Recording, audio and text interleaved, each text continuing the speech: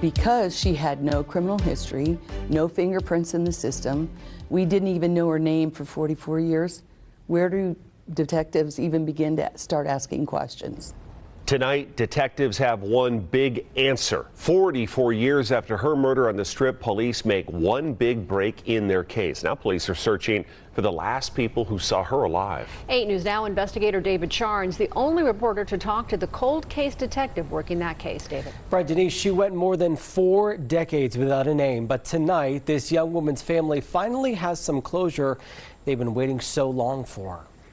4 decades after someone beat and stabbed this young woman in this sketch, she has a name, 19-year-old Gwen Marie Story. Her body found in August 1979 in an empty lot on the Strip near Sahara. The area is now the festival grounds. DNA testing at Texas-based Othram Labs leading to the positive match last month. Now Metro Police cold case investigator Terry Miller is piecing together Story's final hours alive. And give people like Gwen Marie Story her name back and give her back to her family. Story, who is from the Cincinnati, Ohio area, came to Las Vegas with 2 other men. Several weeks later, those 2 men returned to the Midwest without her. Do you think it's one of those 2 men who killed Gwen? I don't know until I am able to interview them, and I don't have a name on them either. So we're at the very beginning stages of this investigation on the homicide portion of it. Witnesses put Story and one man at a nearby liquor store about an hour before a different person discovered her body. The store no longer exists, but a clerk there told detectives this. She was able to identify that our victim had been in the store with a white male adult, about 6 feet tall.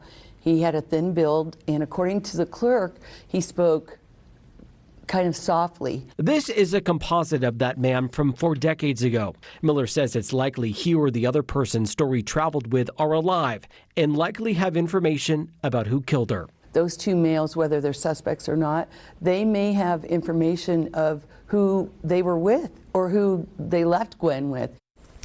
Metro sharing a statement from Story's family with us tonight. It says in part, we are looking for some closure on this case. Our family just wants some answers. We would really appreciate the help. Our family would also like to thank all the many detectives who have worked this case over the years at the Las Vegas Metropolitan Police Department.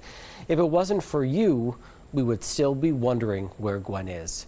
Miller says Gwen's mother came to Las Vegas several times over those 44 years in an attempt to find her. She died last year without knowing Gwen's remains were buried in a coroner's office cemetery plot. I'm David Charnes, 8 News Now. Wow, that's too bad. As the cold case investigator said, the big question is, who were those men? Anyone with information is asked to call Crime Stoppers. That number is 702-385-5555. Tips can also be submitted anonymously online, and we have a link to do that on our website.